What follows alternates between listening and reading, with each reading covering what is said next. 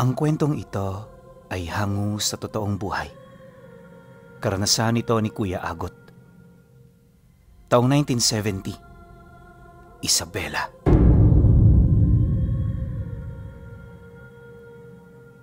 Noong mga panahong ito, kakauwi lang ni Kuya Agot sa Isabela.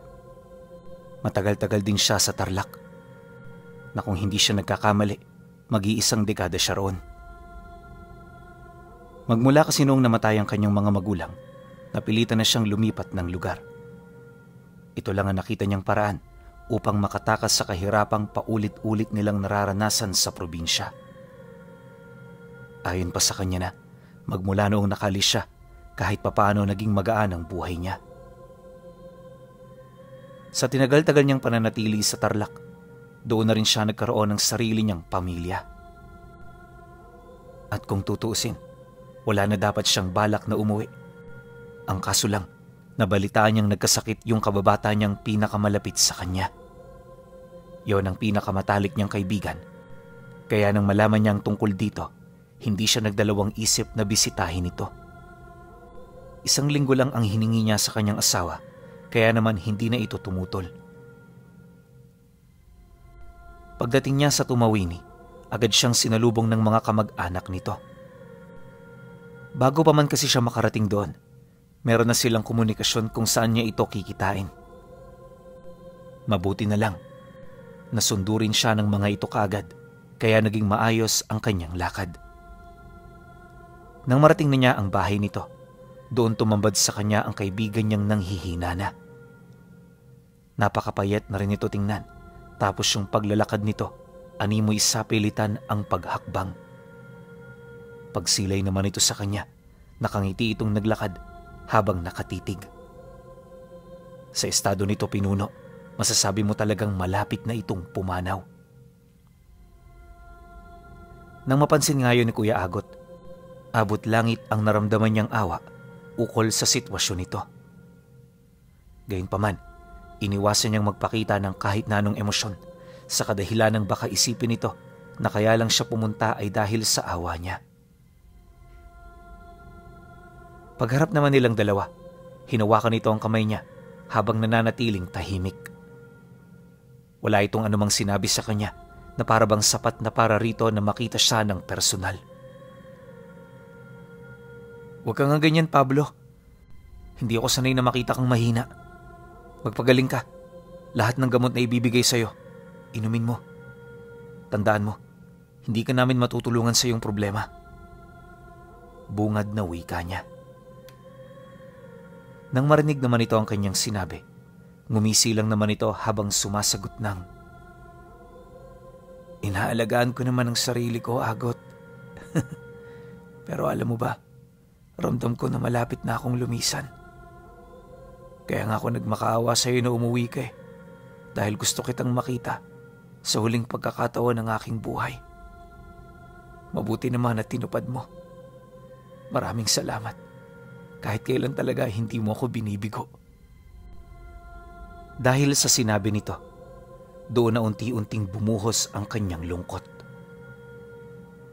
Awang-awa talaga siya sa taong yan, sa kadahilan ng itinuring niya itong tunay na kapatid. Mula nung bata pa siya, hanggang sa tumungtong siya sa edad na 20 anyos, ang taong yon ang palagi niyang kasama. Nagkahiwalay lang silang dalawa noong mga panahong pumanaw ang mga magulang niya. Subalit sa kabila nito, nanatili silang sanggang dikit. Literal na kahit na malayo, walang nagbago sa kanilang mga pakikitungo. Sa loob ng ilang araw niya roong pananatili, nalaman niya ang totoong karamdaman ng kanyang kaibigan. Base rin sa mga taong tumutulong dito, wala na umanong lunas para sa sakit nito. Dagdag pa ng mga ito na mas mainam na tanggapin na lamang nila ang mga bagay-bagay kaysa umasa pa sila kahit wala naman silang magagawa. Nang marinig naman ni Kuya Agot ang sinabi nito, hindi pa rin siya nawala ng pag-asa. Alam niya kasi na lahat ng karamdaman sa mundo, meron at merong lunas. Ang kinakailangan lang nilang gawin, magkaroon ng sapat na talino kung saan ito hahanapin. At dahil sa kanyang pagmamalabis na matulungan nitong si Pablo, hindi niya ginugol ang kanyang araw sa pananatili sa bahay at pakikipag-usap dito. Imbis kasi na walang gawin, pinili niyang suyurin ang mga malalapit na barangay para magtanong-tanong. Kahit kasi wala siyang ideya sa kanyang ginagawa, hindi niya maatim na maghintay na lang sa kamatayan ng kanyang kaibigan. Pagsapit ng huling araw ng linggo, dito pa lamang siya may nakausap na tao na medyo may konting kaalaman pagdating sa mga albularyong may kakayahang lumunas ng mga malulubhang karamdaman. Ayon sa matanda, hindi siya sigurado kung kaya ng albularyong yon ang sakit ng kaibigan niya. Pero pwedeng-pwede niya itong lapitan, lalo na kung wala na talaga siyang maisip na paraan. Dagdag pa nito na hindi naman mahirap hanapin ang albularyong kilala niya, gawa ng nakatira lang naman ito sa paanan ng bundok. Ang problema lang ay yung mga nilalang na naninirahan bago niya marating ang bahay. Mariing inilahad sa kanya ng matanda, pugad ng mga aswang ang lugar na nakapalibot sa tahanan nito. Hinding-hindi niya ito maaaring puntahan ng basta-basta, lalo pat ang mga nilalang na yon ay hindi naapektuhan ng liwanag ng araw. Pagtatapat pa nito sa kanya, pinangingilagan ng kanyang mga kalugarang bundok dahil nga sa ganoong usap-usapan. Binalaan na kita. Ikaw na lang ang bahala kung susundin mo ko o hindi. Pero kung talagang gusto mong iligtas ang kaibigan mo, alam kong pupunta ka sa lugar na yon. Dobleng pag-iingat lang, lalo na't hindi naligtas ngayon ang panahon. Payo nito sa kanya. Matapos naman nilang mag-usap, dito na siya nagdesisyong bumalik sa bahay ng kaibigan niya. Nang marating niya ang lugar, agad niyang ipinagtapat ang mga bagay na kanyang narinig. Inilahad din niya kay Pablo na pupuntahan niya ito para lamang makatulong sa kanya. Nang marinig naman ito ang kanyang sinabi, bigla naman itong tumutol sa nais niyang mangyari. Ayon dito, hindi niya kailangan pang magsakripisyo, gawa ng marami naman silang mga kakilalang pinakiusapan na maghanap ng mga albularyo. Yun nga lang, walang kahit isang pumunta sa lugar na tinutukoy niya dahil sa kaparehas na rason ng matanda. Nang marinig naman niya ang sinabi nito, agad naman siyang umalma sa gusto nitong mangyari. Kaya nga ako pupunta roon kasi wala sa inyo ang naglalakas loob. Isipin mo to, Pablo. Sa sugal kapag malaki ang taya mo, malaki rin ang balik sa'yo. Ganitong-ganito ang sitwasyon mo ngayon. Kailan mo pa balak sumugal? Kapag patay ka na? Pues ako hinding-hindi ko yan papayagan. Sagot naman niya rito. Dahil sa kanyang sinabi, wala na ngang nagawa si Pablo kundi ang manahimik. Nang marinig naman yon ng tsuhi niya, hindi ito nagdalawang isip na sumang-ayon sa nais niya. Dagdag pa nito na, kung may kailangan siya, huwag siyang magdalawang isip na sabihin sa kanila. Nagpresenta rin ito ng mga taong sasama para naman kahit papaano maramdaman niyang hindi lang siya ang magpapagod para matupad ang kanyang nais mangyari. Matapos ang pag-uusap, dito na nito ipinakilala ang dalawang nitong tauhan na matagal nang naninilbihan sa kanilang pamilya. Nakilala ito ni Kuya Agot sa pangalang Marlon at Dingo. Ang dalawang yun pinuno, sinasabi ng ama ni Pablo na purong mga antingero. Siyempre, bilang matagal na siyang naninirahan sa bayan, hindi talaga siya naniniwala sa mga ganon. Ang tanging pinaniniwalaan niya lang kasi ay yung mga manggagamot. Maski nga ang mga aswang, hindi talaga siya naniniwala dahil ang rason niya, wala pa naman siyang nakitang ganon. Albularyo pwede pa dahil nung bata pa siya, maraming beses na siyang dinala roon ng mga magulang niya. Nang makilala na niya ang lahat ng sasama, inabisuhan siya nitong lalakad sila kinabukasan. Inaasahan niyang malayo-layo ang lalakarin nila, kaya pagkatapos niyang maghapunan, diretso na kaagad siya sa silid para magpahinga. Pagsapit naman ng sumunod na araw, Hindi pa man tumitilaok ang mga manok, abala na sa paghahanda ng mga dadalhin itong si Kuya Agot. Tinulungan na rin siya ng mga kamag-anak ng kaibigan niya para mas madali silang makaluwas. Pagsapit ng 6:00, kasalukuyan na silang naglalakad patungo sa bundok na itinuro ng matanda sa kanya. Sumatotal, nasa humigit 50 kilometro ang babaybayin nila para marating ito. Napakalayo nun, lalo na kung wala kang gagamiting sasakyan. Isa pa sa mga iniisip niya ay yung masukal na daang tatahakin nila. Nga pala, ang daang binabagtas nila noon ay patungo sa lugar ng kalagayan. Literal na gubat ang madadatnan mo rito, kaya naman kung hindi mo gaanong bistado ang lugar, may posibilidad na mawala ka at hindi na makita pa. Dagdag pa niya na, base sa kwento ng nanay ni Pablo, may nagkukubling sityo roon na siyang pangunahing baryo ng mga aswang. Nasa tabi lang ito ng daan, kaya kung makita nila ang bukana nito, wag na wag sila ritong lilingon. Mariin din itong ipinaalala sa kanila, likas na mabangis ang mga aswang sa lugar, kaya kinakailangan nilang mag-ingat. Hanggat maaari, iwasan nilang makipag-usap sa mga taong makakasalubong nila. Nakakatakot mang isipin ng ganoong babala, hindi sila gaanong nagpasindak. Yung dalawa nga niyang kasama, kalmado lang sa paglalakad, na animoy wala itong iniisip na panganib. Hindi nagtagal, nang matanaw na nila ang bundok na kanilang pakay, dito na siya pinaalalahanan ni Dingo. Huwag ho kayong lumayo sa amin. Iwasan yung humawak ng kahit na anong bagay na hindi sa inyo pamilyar. Delikado ang lugar na ito, kaya huwag nating kakalimutang magdoble ingat.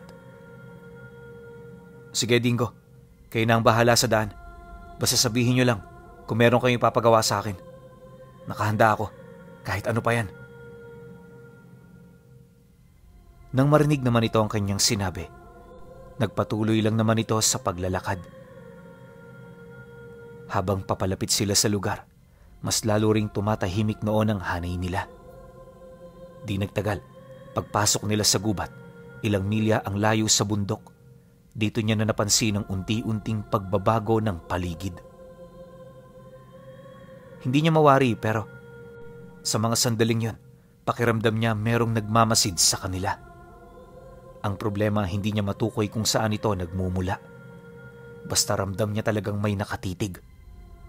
Kahit nga yung mga kasamahan niya, panay na rin ang pagmamasid sa lugar na tinatahak nila. Gayunpaman, sa kabila ng ganoong sitwasyon, nagpatuloy sila sa paglalakad hanggang sa makausad na sila ng 1 kilometro. Nang mapansin nilang malapit na sila sa puso ng gubat, dito na nila pa isa-isang nakita ang mga magsasakang animoy papauwi na ng baryo. Sa malayo, inakala niyang ordinaryong tao ang mga ito, pero habang papalapit ito sa kanila, napansin niya ang napakapuputla nitong mga balat. Hindi rin ito nagagawang tumitig sa kanila. Animoy umiiwas ito na magpang-abot ang mga paningin nila. Akala niya ganun lang ang mangyayari, pero nang makalagpas na ito sa kanila, dito na nila nasilayan ang grupo ng mga kalalakihang nakaupo sa gilid ng daan. Kagaya ng kanilang mga nakasalubong, may malaabo rin itong balat, tapos yung mga mata nito nanlilisik na animoy hindi nito gusto na may dayo sa kanilang lugar. Pagramdam naman ng mga itong malapit na silang tatlo, dito na ito isa-isang tumayo upang harangan ang kanilang daraanan. Nang mapansin naman ito ni Dingo, agad naman siyang sumenyas sa kanila. Walang sabi-sabi, dali-dali naman siyang huminto para magtiyaga ng kasalukuyang nangyayari. Maya-maya pa, nang magkaroon na sila ng lakas ng loob, dito na ito kinumpronta ni Marlon. Ayon sa kanyang kasama, daraan lang naman sila, kaya hindi na kailangan na sila'y tambangan.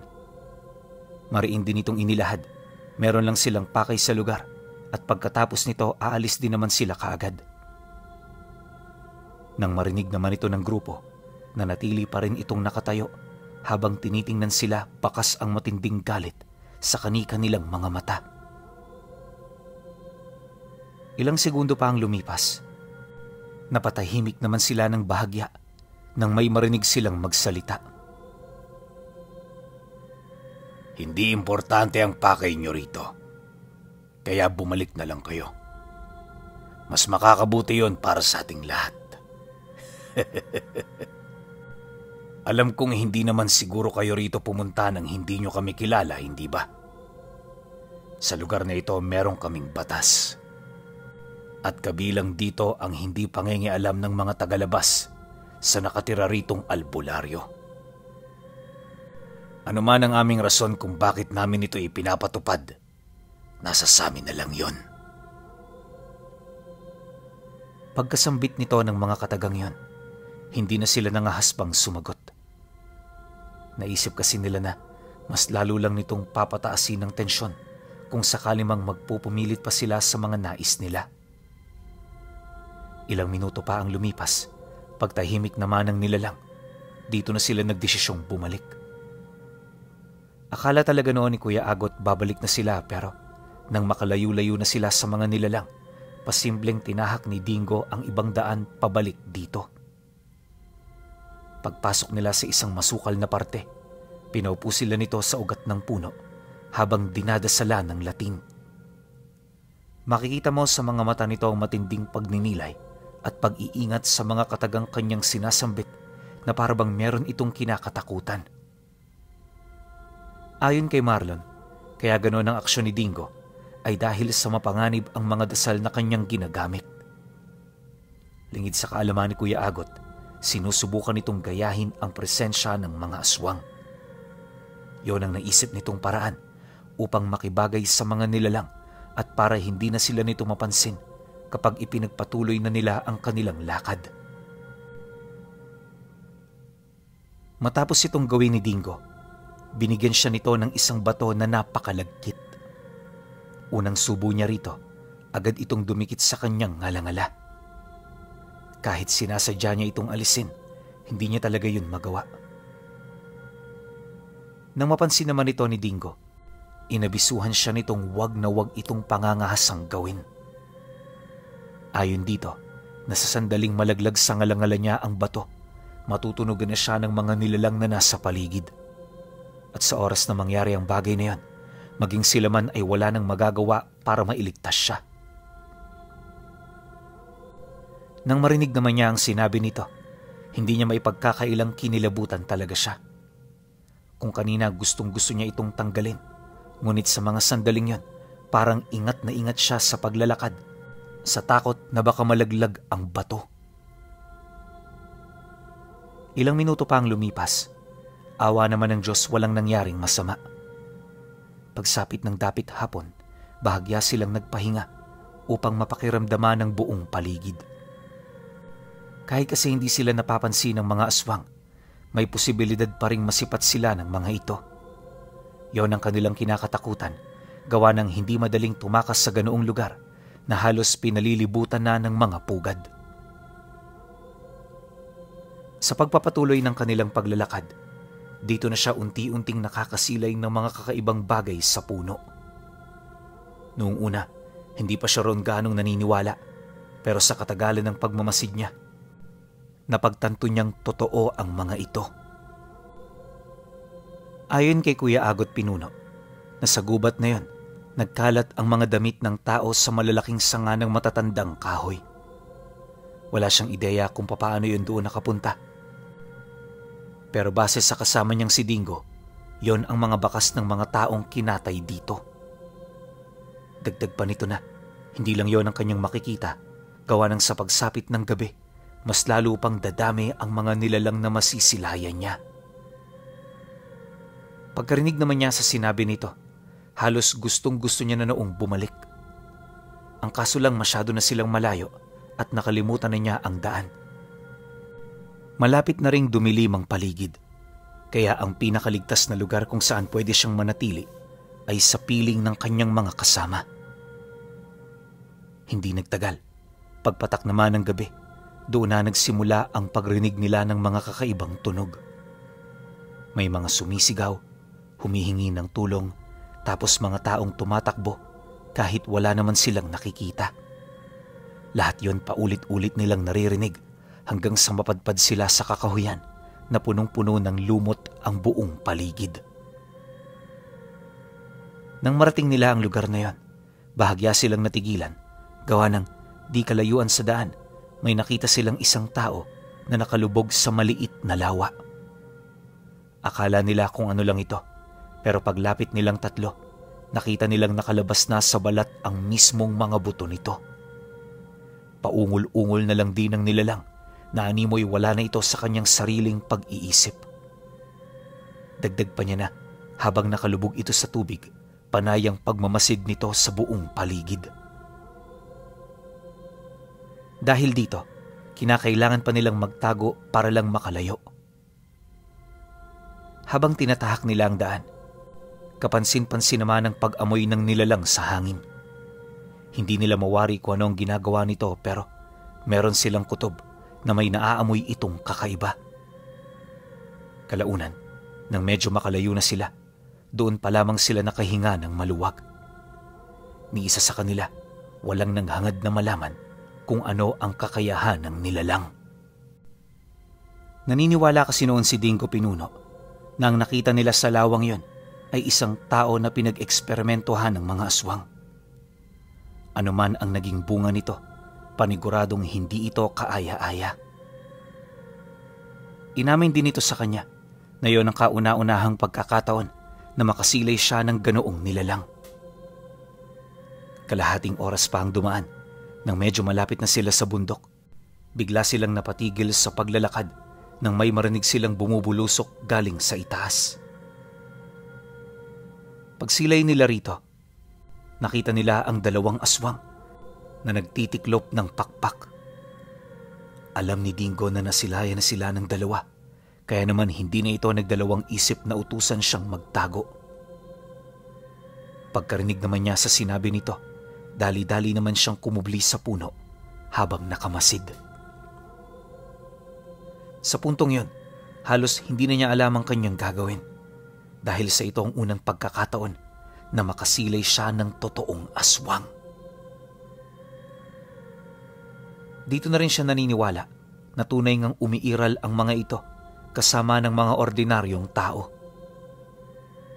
Paglapag naman ng dalawa, nakita niya itong si Dingo na humugot ng dalawang binalhag.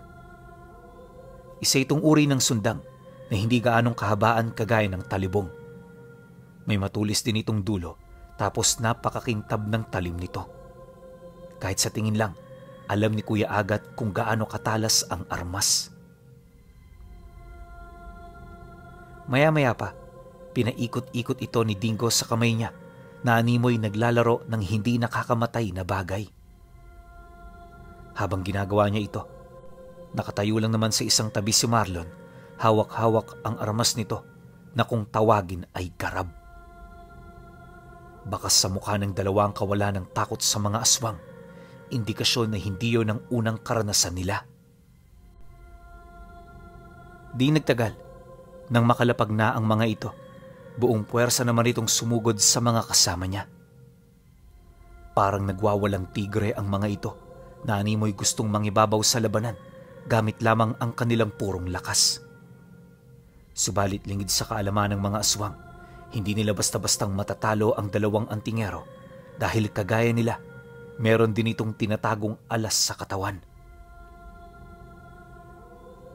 Pagsilay naman ni Dingo na papalapit na sa kanila ang mga ito, agad naman niya itong sinalag sabay unday ng taga sa may bandang ulo. Bagaman katumbas ng lakas ng toro ang pisikal na lakas ng mga aswang, hindi siya roon nagpatinag hanggang sa nagkusa na itong umatras. Paglayo ng mga nilalang ng bahagya, kitang-kita niya ang pangil nito habang nakatitig sa dalawa. Masyado kayo nagmamadali.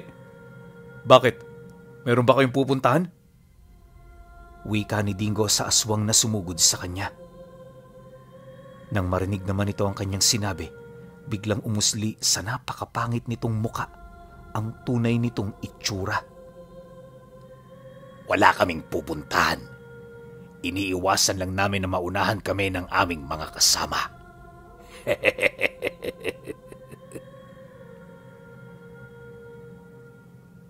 Dahil sa sinabi nito, napangiti lang naman si Dingo. At imbis na sumagot sa sinabi nito, dahan-dahan na itong kumilos papalapit sa kanyang kalaban. Nang masipat naman ito ng nilalang, agad namang nagtago sa wangis nito ang totoo nitong anyo. Nga pala Pinuno, sa lahat ng aswang na nakita ni Manoy Agot, ang mga ito ang kakaiba sa lahat. Isipin ninyo, yung mukha nito parang sa insekto, tapos may kakayahan itong iusli doon ang mga wangis nilang tao. Mahaba rin ang mga galamay nito, tapos may mga buto itong nakausli sa kanilang balat na animoy nagsisilbi nilang pansalag. Nakakaya rin nilang itago ang kabuuan ng kanilang mga pakpak upang hindi ito makagulo sa kanila sa panahon ng kanilang pakikipagdigma. Matapos naman yung gawin ng nilalang, umatungal ito ng napakalakas. Pumadyak ito ng 3 beses sa lupa bago ito tuluyang sumugod sa kanyang kasama.